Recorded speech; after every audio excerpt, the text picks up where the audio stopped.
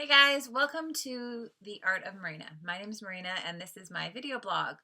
So basically, I'm just here to teach you how to paint with watercolor. So really easy beginner techniques. This past weekend, I just taught my very first class with 8 students and it was really awesome and fun and just exciting to see the response. So I thought, hey, why not do a recap of the class so that for those of you who couldn't make it, now you can kind of see what I taught and how I do what I do. So this past year, obviously, palm leaves have been a huge trend, and I thought it would be a fun and easy thing to start with for teaching how to paint. It's a one-layer process technique that it's great for beginners, and the thing with watercolor is that it does so much on its own that patience is your biggest virtue here. But the more you practice, the faster you're going to get there. So I encourage you to just keep trying, and there's no right or wrong. It's just basically whatever works for you and whatever feels comfortable. So maybe my techniques won't be perfect for you, but hey, they work for me and I'd love to share them with you. And again, if you have any questions, you can always just send me a message and I'm happy to answer. And I'm excited to get those questions. Anyway, so let's first start out with the things that I need and the supplies that you're going to need in order to paint. So first is paper. So my favorite is the Fabriano Studio Watercolor. It comes in a pack of 50. You can buy it at Desserts, and it's awesome paper.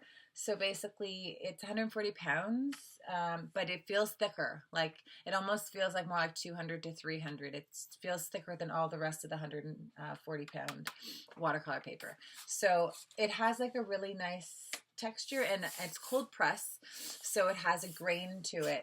There's hot press and cold press, and hot press is really smooth with no grain. So cold press has the texture, which works really well for watercolor, especially when you're painting palm leaves because they have texture on them.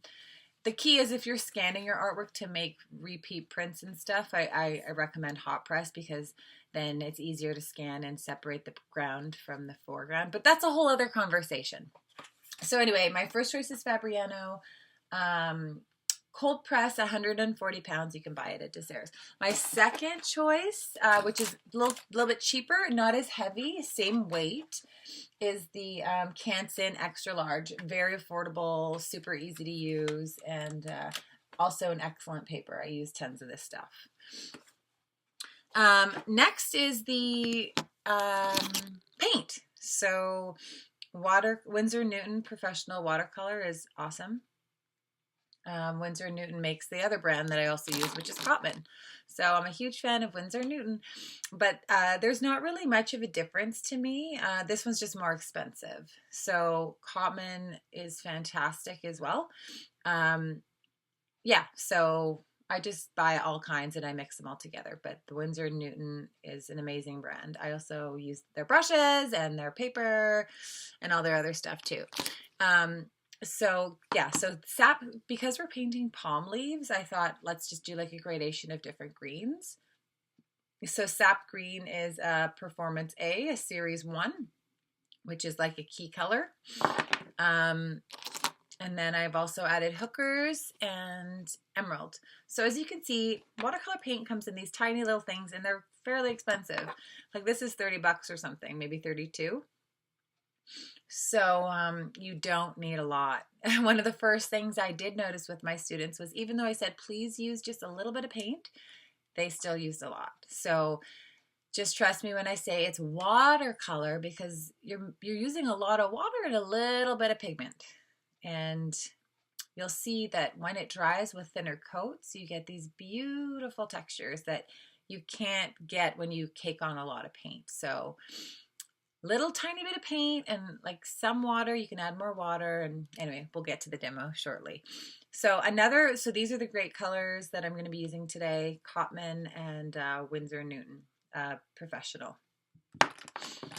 You can use any old paints, any watercolor paint to practice, but these are just what I'm recommending for today. So, and then Payne's Gray is kind of like a black, I guess, but it's gray, but it's also navy, and it's a beautiful color. So I use this with everything I do. Even if I'm painting with gouache, I add a little bit of watercolor because Payne's Gray is just such a beautiful color and it adds so much dimension and texture, especially when you're doing your dark tones. So adding a little bit of this just gives it like a really nice saturation and gradation.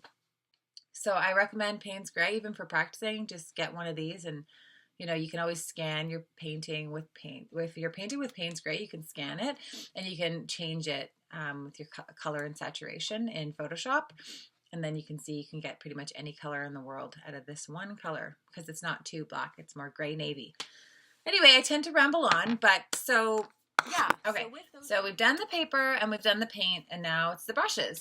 So for this particular exercise, I love these brushes, these blue brushes. They're the Princeton Select, and they are friggin' awesome. So they have a beautiful pointed tip, which I'm able to create like, fine stem strokes, and I can get some of those veiny textures in there.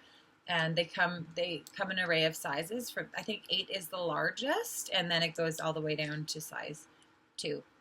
So you can do kind of more fine details with the size 2. But yeah, they're great brushes. And there's also the angled brush, which is good for more of those traditional stem sort of veins and textures that are on the leaves of a palm. So yeah, these are great. They're Princeton Select. You can buy them at Desserts. You can buy them at Curry's. I usually buy them at Curry's. And same with the watercolor paper. It's all available at Curry's, and it's great stuff. And Desserts.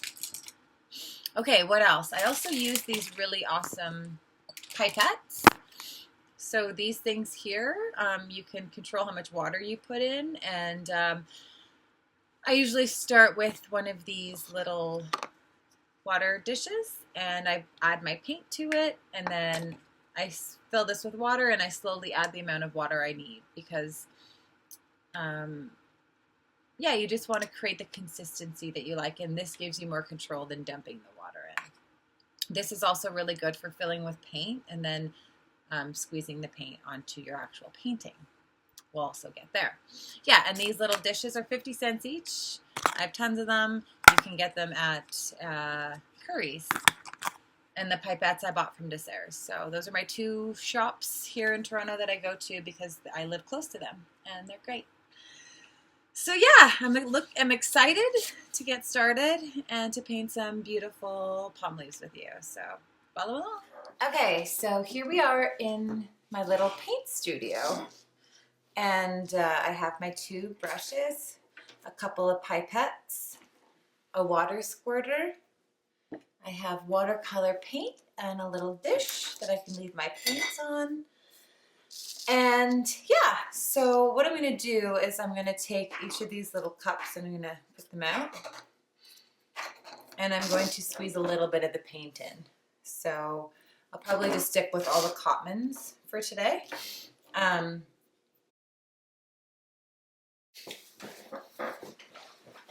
So I always keep paper towel really close to me, just in case. So in my first little dish, I have my watercolor sap green, which is my key color.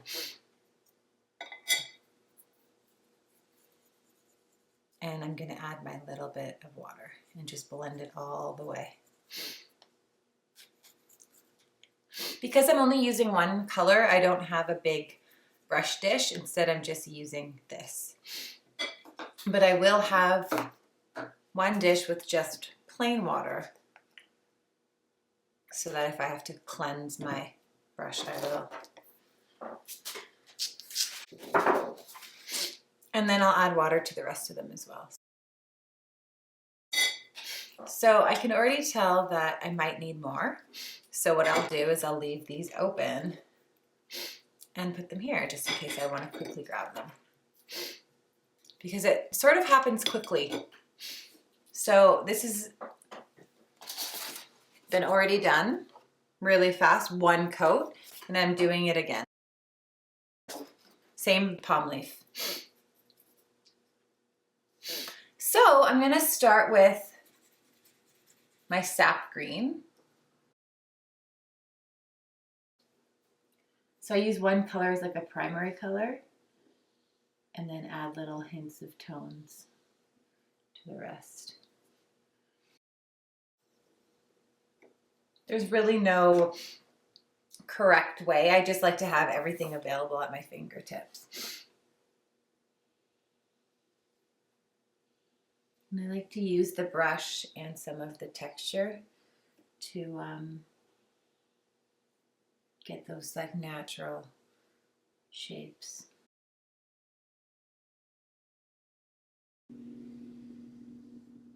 So really easy strokes, just like nothing crazy. And then you can also like move the paint around so you can get the darker bits where you want it the most. So then I would want like a thicker line.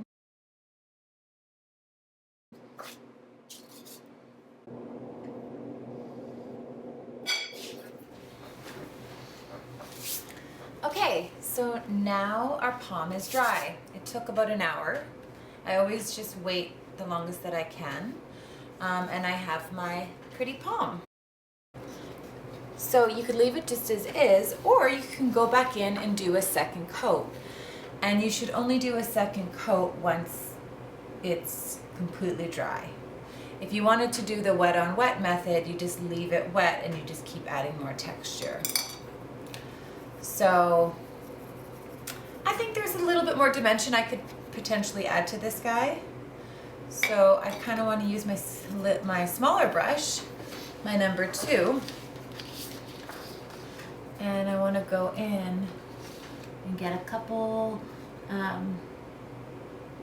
just get a couple more shades in there, just to get a little more depth, just to show like which leaves are in the front and which leaves are falling behind. You can also do thicker lines now that we're working on the top coat.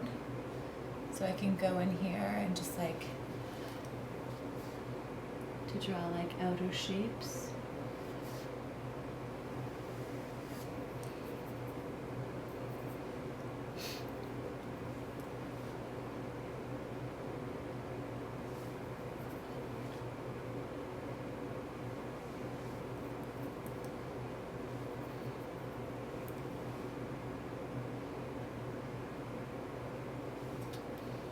Yeah, and this isn't a necessary step, but you know, sometimes it's fun to just add a little more.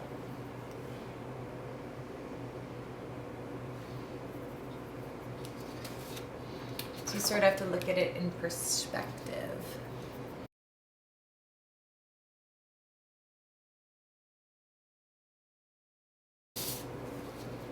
And there you have it. Now we just wait for it to dry. So I'm going to let this one dry, and I'm going to do another one. Same thing. Get my brush wet. Get some greens. Maybe I'll start with a lighter one this time. Make it more tropical.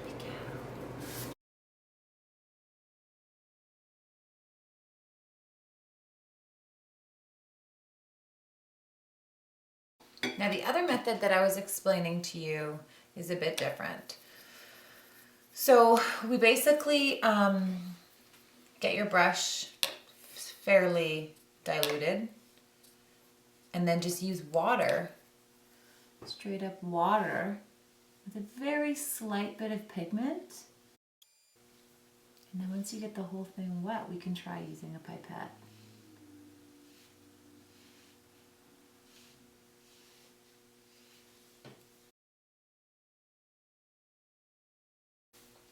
So then I take one of my pipettes, I'm going to add a bit more pigment into it, mix it with the color.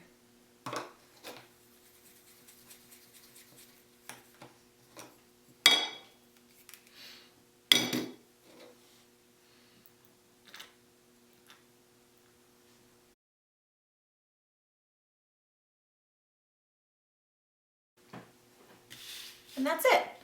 So then I just have to wait for this to dry.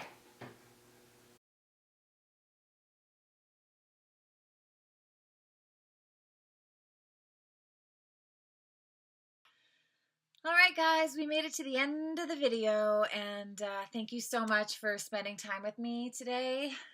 These are the two awesome palms that we completed, and I would love to see your works too. So if you want to share your work, you can post it on Instagram or in the comments and hashtag Art of Marina or Art of Marina tutorial.